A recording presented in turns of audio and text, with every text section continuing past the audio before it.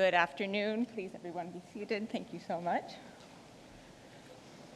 So, good afternoon, everyone. I have to say, I'm so excited. Thank you all for being here in this historic setting of the Benjamin Franklin Room here at the Department of State.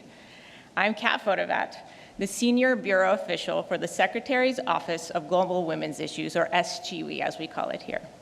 I'm so honored to be with you all today at the 19th Annual International Women of Courage Award Ceremony.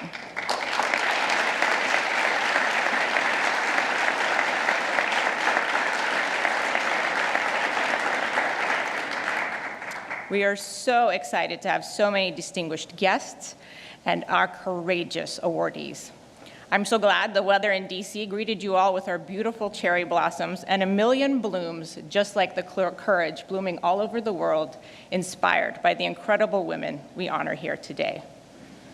Established by former Secretary of State Condoleezza Rice, this annual award celebrates women leaders from around the world who have demonstrated exceptional courage, strength, and leadership, often at great personal risk or sacrifice.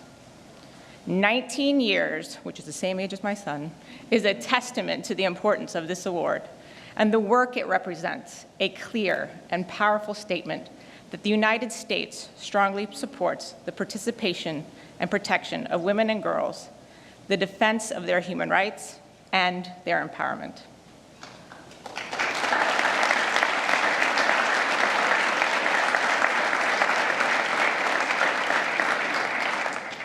None of this would be possible without leadership and support at the highest levels, starting with President Trump.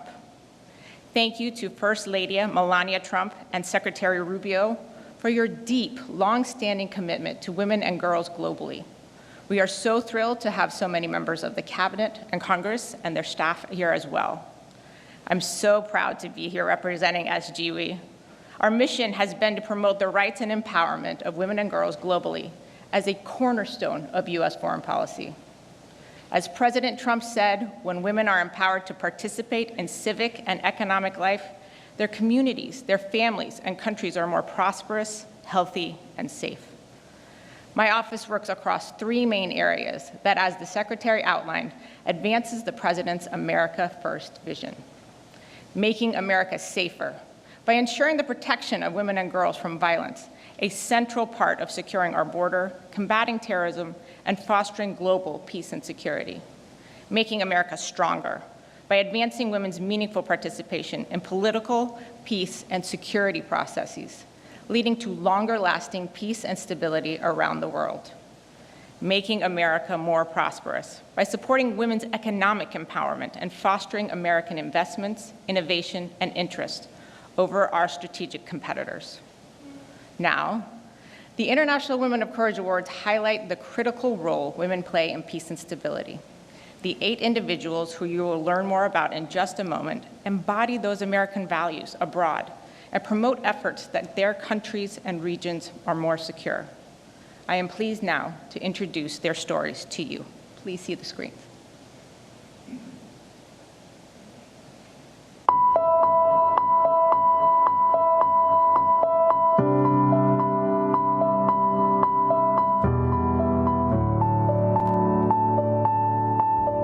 At the House of Hope, I lead efforts to support survivors of gender-based violence, sexual accusation-related violence, and trafficking in persons. I am passionate about shaping a network of change makers to build a country where everyone can live free from violence. Experience as a child marriage survivor motivated me to start up the organization so that I can be able to tackle issues of early marriage within my community and South Sudan at large. WOJE has empowered more than 15,000 survivors in the communities. أعمل في مجال المختطفين والمخفيين قسرا والمعتقلين تعسفا. نعمل مع الأمهات وبنات الرابطة والنساء المختطفين من أجل الإفراج عن أبنائهم، والسلام دائما يبدأ من قلوب الأمهات.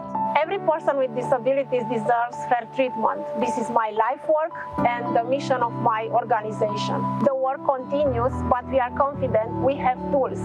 Change is possible. La question des droits humains est très problématique parce que mal compris, j'ai des motifs de satisfaction quand je réussis à convaincre les autorités à défendre un défenseur des droits humains. Et aussi, quand des personnes braquées contre les droits humains me disent « Madame, à l'issue de votre sensibilisation, j'ai compris, je m'engage à sensibiliser ma communauté. » On October 7th, I was taken hostage by Hamas terrorists. I survived 55 days in captivity. Upon my release, I vowed to tell my story because keeping it inside would destroy me.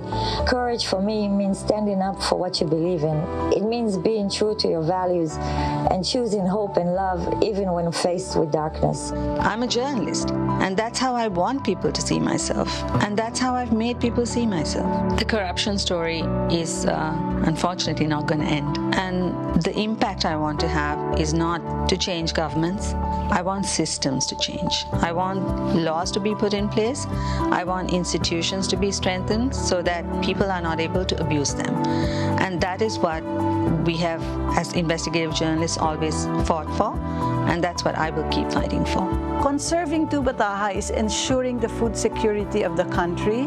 As a marine protected area, we have become a model for other marine protected areas. We have brought pride to the country, and we have contributed to the global conservation goals. For me, courage means making a decision, making one's choices despite the uncertainties.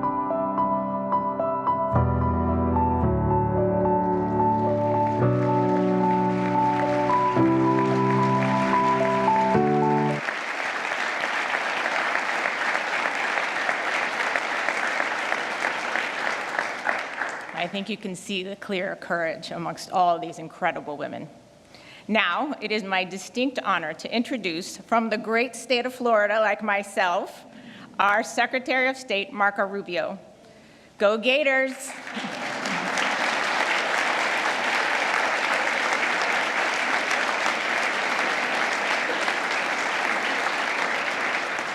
Secretary Rubio has been a long, dedicated champion for women and girls around the world. As a U.S. Senator, he worked tirelessly to advance policies that strengthen women's roles in peace and security efforts, recognize their critical contributions to global security and American strength. He also worked to ensure that girls, particularly in conflict zones, have access to education. He played pivotal roles in making sure their efforts to end violence and human trafficking, striving to create safer environments for women and girls around the world. As a father of daughters, I know his passion for these issues is also deeply personal, driving his commitment to a future where all women and girls have the opportunity to lead, succeed, and thrive. Mr. Secretary, over to you. Thank you. Thank you. Thank you very much for all of you for being here. Madam First Lady, thank you for joining us. We're so honored you would be here today with us at the State Department. All of our award recipients, you'll hear about them more in a moment. You saw that video, very moving, very touching. We'll learn more about them. All of my colleagues and distinguished guests. A special recognition for the members of our cabinet who are here today. Why don't you guys stand up so we can recognize you, our Attorney General, the Secretary of Small Business, of Education, and of Labor.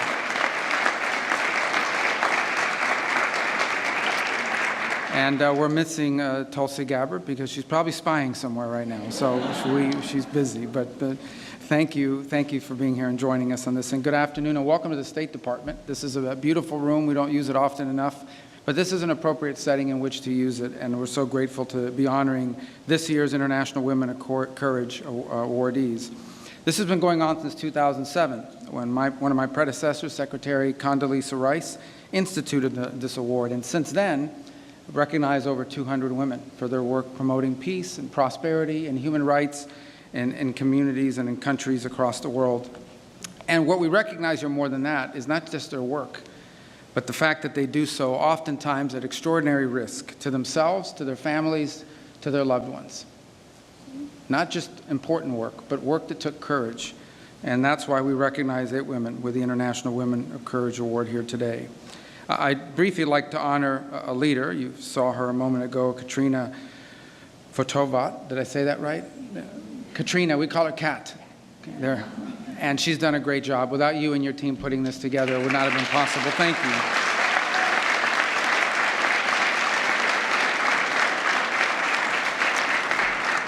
I want to also personally thank the woman of courage who lives in my home, my wife, Jeanette, who rarely gets to join us.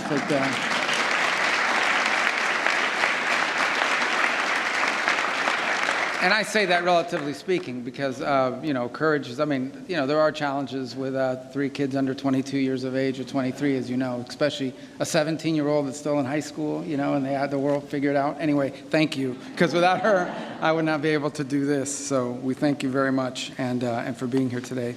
At the State Department and under President Trump, we try to take every opportunity to defend and to promote women and girls across the world. During his first term, President Trump made women's economic opportunity an imperative. He established the Women's Global Development and Prosperity Initiative, which to date has reached over 12 million women worldwide. At home, during his first term, female unemployment reached the lowest level in 50 years. President Trump also signed the Women, Peace, and Security Act, a bill that I was very proud to have been a co-sponsor of when I was in the Senate. And it was the first comprehensive law passed in any country in the world, first law passed by any country anywhere in the world, focused on protecting women and promoting their participation in society. President Trump is also working now to fulfill his promise to end a brutal war that's going on in Europe as well as in the Middle East. Wars that aren't just costing the lives of soldiers and civilians, but where women in these wars, in these conflicts, as you will hear somewhat today, are kidnapped, and they're assaulted, they're displaced, they're killed, their families are in danger. And one of our honorees today knows that too well, because on 7th October of 2023, Amit Susana was abducted from her home by Hamas. And upon her release, she shared details of the sexual violence she endured as a hostage, which allowed medical professionals to document the atrocities that she suffered. And this was at a time when people were denying that these atrocities were being committed, and even blaming Israel for Hamas's brutality. Her bravery, her advocacy brings much needed attention to the scourge of sexual violence and conflicts all over the world. Even as I speak to you now, there is sexual violence going on somewhere in the world in these various conflicts. It is a scourge. There is so much more to be said about the accomplishments and the courage and the leadership of each of these great women. And let me reaffirm the importance of protecting women and girls and promoting their well-being are American goals, but they also happen to be a strong goal of our president, President Donald Trump. So to our honorees, congratulations and thank you for your work to create a safer and more secure and just world.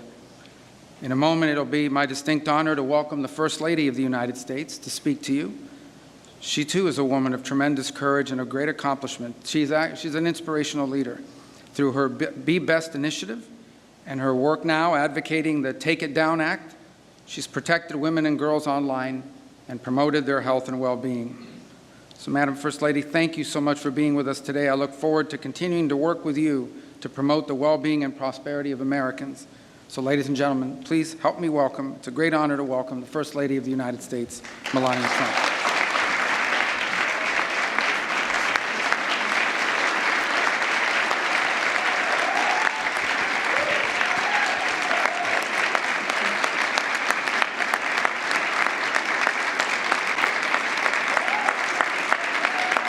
Thank you.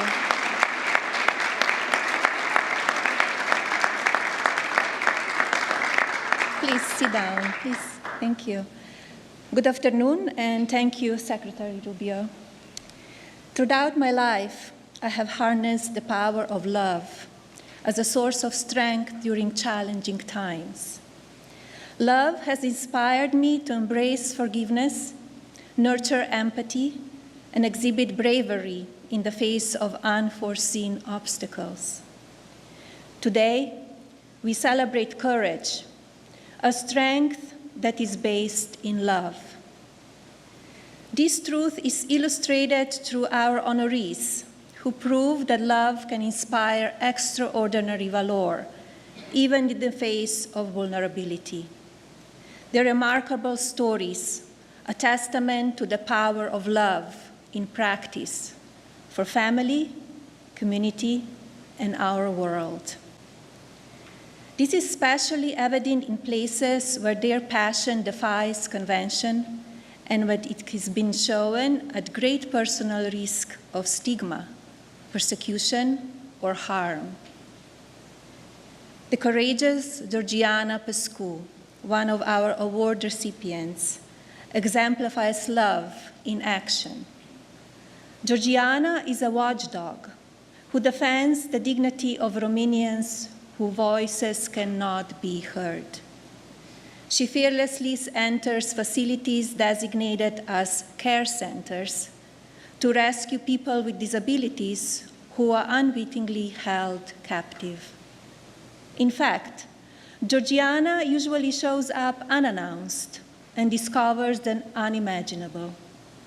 Helpless adults and children bound, sedated, starving, and in extreme cases, dying.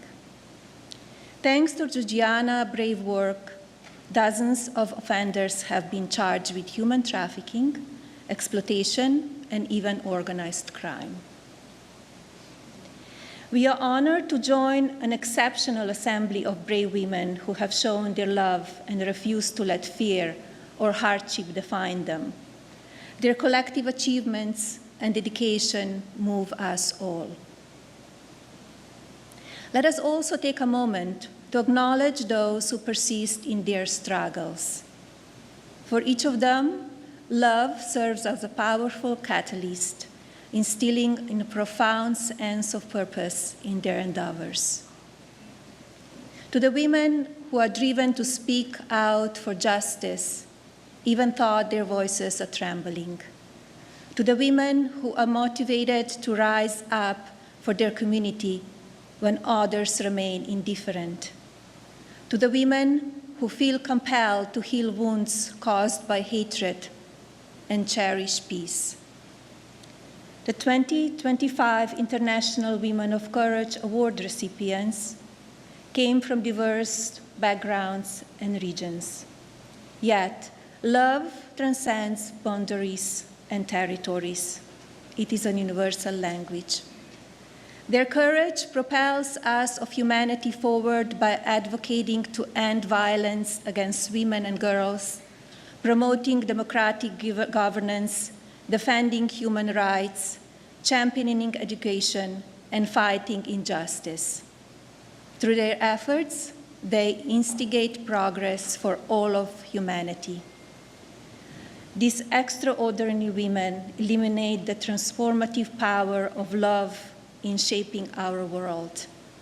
Their journeys remind us that true courage is born from a deep commitment to others, showing that love fuels the call for justice. Through their brave actions, they inspire us to embrace our own potential for change, teaching us that while courage drives us forward, it is love that lays the groundwork for lasting impact. Let their stories motivate us to take courageous steps, knowing that each act of love can spark a ripple of transformation. Thank you, and thank you for being here today.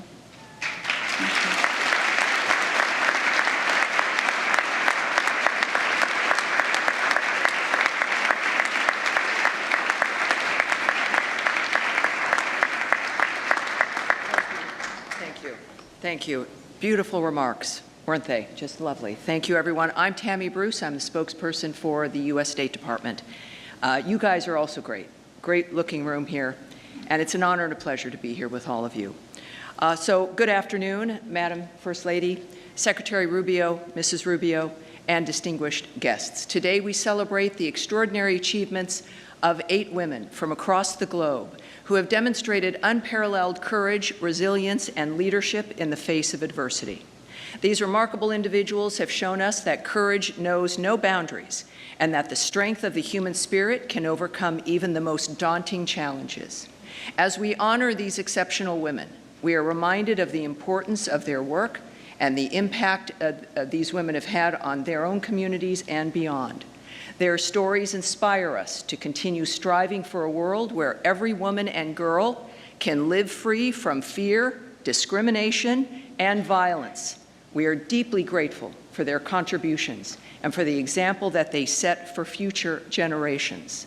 Their courage reminds us that each of us has the power to effect that change and that together we can build a more just and peaceful world. And they're here with us today, not just on video, but these women have joined us today here on this stage. It is an honor to stand here with all of you. And we have some awards. We're going to begin that right now. Here we go. First of all, Amit Susanna from Israel was the first Israeli hostage from the October 7th attack to publicly recount the sexual violence she suffered while held captive in Gaza by Hamas. By bravely speaking out about the unspeakable horrors she endured, she showed the world the power that one individual can have when faced with unimaginable cruelty. Shall we? Here we go.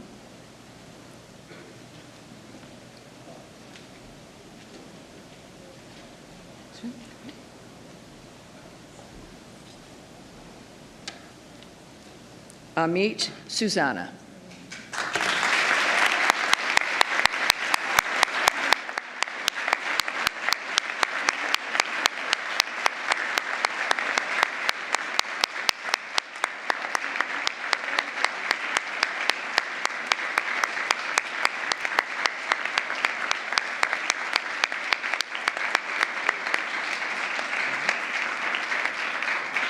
Thank you. Henriette Da from Burkina Faso is a human rights defender and a leader in organizations that promote religious tolerance and women's rights. In 2018, she was appointed president of the National Human Rights Commission in Burkina Faso. Henriette Da.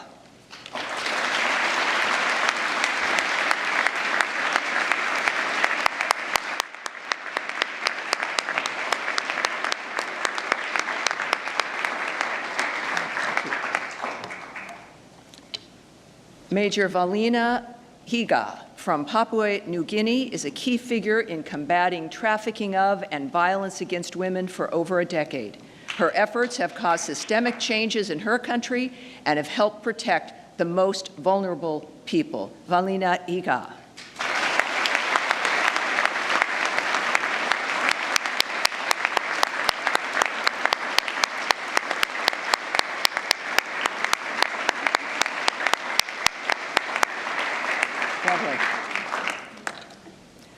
Angelique Sanko from the Philippines, also known as Mama Ranger, leads a small team of rangers protecting the Tabuta Reefs National Park from illegal fishing and poaching.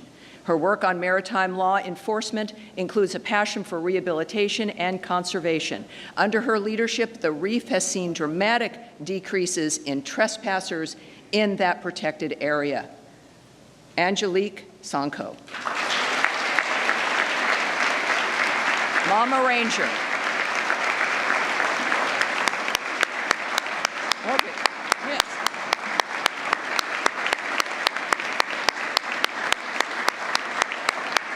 Beautiful. Georgiana Pascu from Romania has fought relentlessly for decades to secure the rights and safe treatment of thousands of children and adults with disabilities. She is leading the way in helping the world understand that women, girls, and persons with disabilities deserve to be protected. Georgiana Pascu.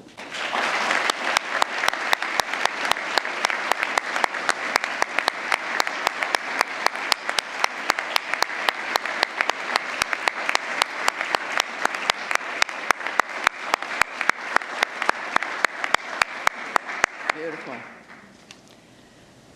Zabib Musa Loro Bakit from South Sudan is a women's rights leader in post-conflict settings and has held several regional and national leadership positions. Ms. Bakit is the founder and executive director of Women for Justice and Equality, the leading implementer of women, peace, and security grassroots programming across South Sudan. Zabib Musa Loro Bakit.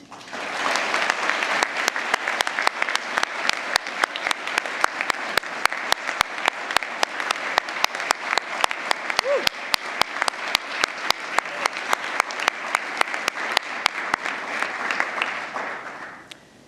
Namini Vijay Dasu from Sri Lanka is an award-winning investigative journalist, initially chronicling the human toll of Sri Lanka's civil conflict and while working to combat corruption to bring accountability to those in power. Her work not only aims to hold the most powerful accountable, but also fosters dialogue on reconciliation, paving the way for a new generation of reporters. Namini Wajidasa.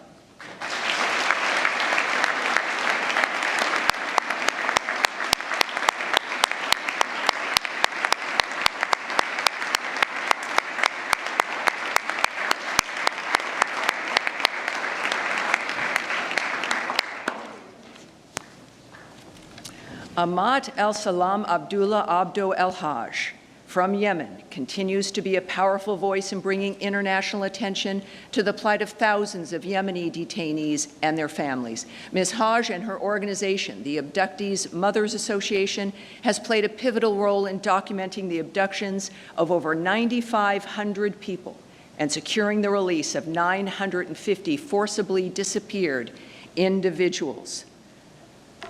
Just remarkable dynamic. Ahmad El-Salam Abdullah Abdul El-Haj.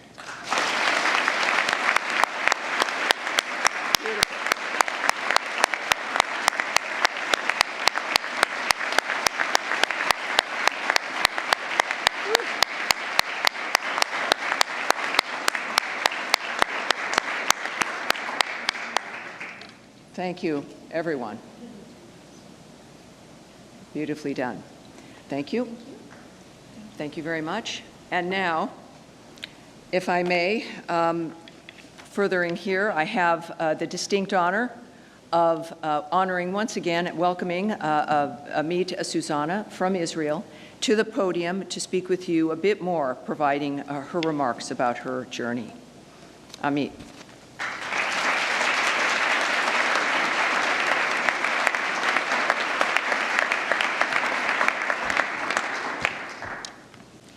Distinguished guests, fellow women of courage, Secretary of State Marco Rubio, and Madam First Lady Melania Trump. It's a pleasure being here today. It is with deep gratitude that I stand before you today as an awardee of the 2025 International Women of Courage Award, alongside the courageous women here, women that I'm honored and grateful to have met. This is an honor I never imagined receiving, and one I wish I didn't have to accept under these circumstances. My name is Amit Susanna, and I am a survivor. On October 7th, my world changed forever. I was taken hostage by Hamas and held captive for 55 days. 55 days of fear, of pain, and of being stripped of every freedom I once took for granted. In captivity, I had no control over my body, no control over my life. I resisted as best as I could, but it was not enough to stop what happened to me. The darkness was suffocating, yet even in the darkness, there was one thing they could not have taken from me: the strength my mother installed in me, the belief that we must always stand for what is right, no matter the cost. Courage to me means standing up for what you believe in, even when the odds are against you. It means staying true to your values, choosing hope when despair threatens to take over, and choosing love when confronted with hate. It is an incredible honor to stand before you today, but it is also a deeply painful moment. While I am here, my friends remain in the darkness. 543 long days and nights. They are still suffering, still waiting, still hoping. Their voices remain unheard, so I will speak for them. We cannot move forward until they are free. I vowed that if I would survive, I would never be silent. I would speak not just for myself, but for every woman who had been silenced. When I first told my story, I only wanted to raise awareness about the horrors of captivity and the terror of October 7th. But my story became part of a much bigger conversation, one about sexual violence, about war, and about the unimaginable strength of women in the face of brutality. Women from all over the world reach out to me, sharing their own stories, their own pain. Their suffering is real. Their wounds are deep, and yet they endure, because that is what we as women do. Today, I understand the true meaning of freedom in a way that I never did before, not as something to be taken for granted, but as something fragile and scarce. To simply step outside and look at the sky, to see the moon and the stars, to breathe, to choose one's own path. These are privileges I will never again overlook. In Israel, we're about to celebrate Passover, the story of liberation, of breaking free from bondage. But this will be the second Passover that the hostages remain in captivity. And across the world, Christians will celebrate Easter, a time of renewal and hope.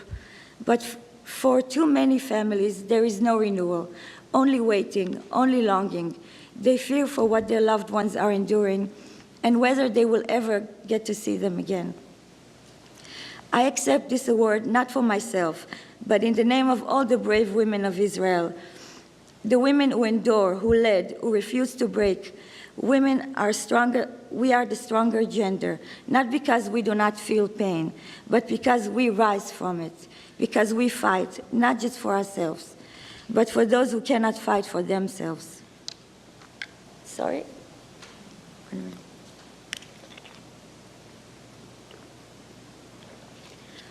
This award comes at a critical moment. The hostages cannot wait. Every single day that passes is another day of unimaginable suffering. With every passing moment, their pain deepens, their hope fades, and their chances of survival diminish. I call on the world to act, to bring them home now, not tomorrow, not next week, now. I am deeply grateful to President Trump and his administration for their role in the last hostages exchange. And I trust that they will continue their efforts until every last hostage is free. The International Woman of Courage Award is more than an honor. It is a responsibility. It is a reminder that courage is not just about standing strong. It is about standing together. It is about fighting for those who cannot fight for themselves. It is about choosing justice over silence, action over fear. I want to express my deepest gratitude to the U.S. Secretary of State for its dedication to the International Woman of Courage Award. For years, this initiative has honored extraordinary women who champion justice, equality, and human rights, amplifying their voices and inspiring change worldwide. Their stories remind us all of the profound impact that one person's bravery can have over the world. By recognizing their courage, the State Department has played a vital role in empowering women. Thank you for continuing this important tradition, for supporting these courageous leaders, and for ensuring that their efforts do not go unnoticed. May we never stop fighting for those in the darkness. May we never take our freedom for granted. And may we as women continue to lead the way towards justice, towards peace, and toward a world where no one is left behind. Thank you.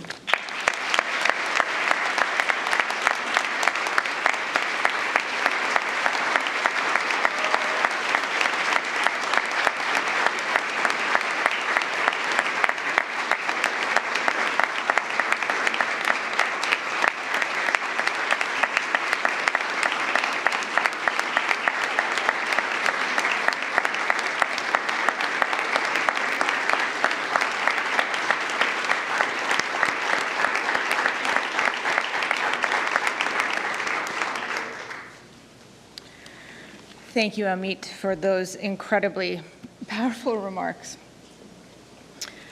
Your story and those of the other women honored here today represent the stories of countless courageous women around the world who each day make their communities and regions safe and more peaceful and more secure. To all of our IWOC awardees, and you all haven't seen this, but they are such sisters right now already, and it's been just a few days, and it's beautiful, and I have so many funny stories to tell of all of them.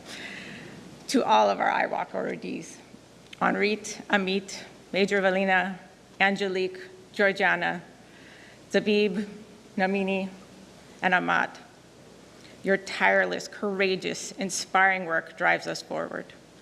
I have to also, I'm going to take a moment and quote our First Lady, that courage is strength in love. That was beautiful. Thank you so much. Your bravery and tenacity to defend the rights and liberties of the most in need embodies American values abroad. May a million flowers continue to bloom all over the world from the power of your courage and voices. I also want to take a moment to, again, acknowledge that the Madeleine Albright Honorary Group Award for International Women of Courage is given to the student women protesters of Bangladesh. And I want to thank all of our awardees for traveling great distances, taking great risk to themselves and their families to accept this award. Our sincere hope is that this award will be a stepping stone that will help you reach more people with your incredibly important work. And we will all, in this room and everyone watching, continue to be champions for those efforts.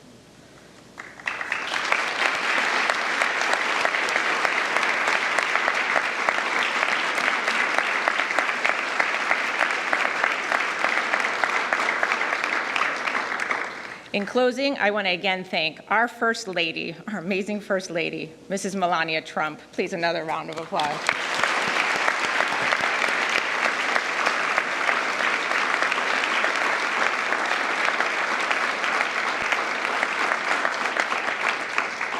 And my boss, Secretary Rubio.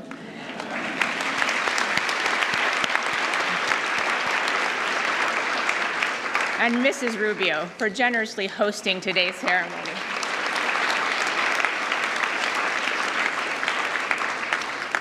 And I also want to thank our spokesperson, Tammy Bruce, for just taking the time to always be such a champion and doing our daily press briefings across the department and continuing to champion the efforts of women.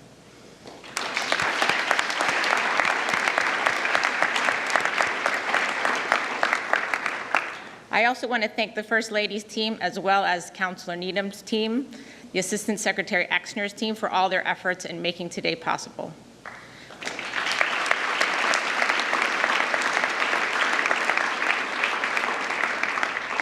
And a huge, huge shout out to our wonderful SGW Secretary Office of Global Women's Issues team as well.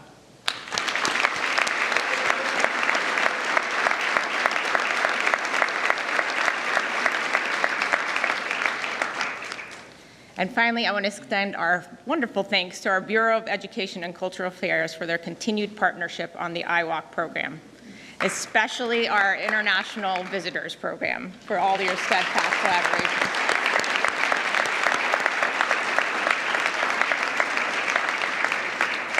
We are so grateful for you all to be here today, and there is a reception in the Jefferson room next door, so please, please join us for that. And again, thank you to all these incredible women of courage.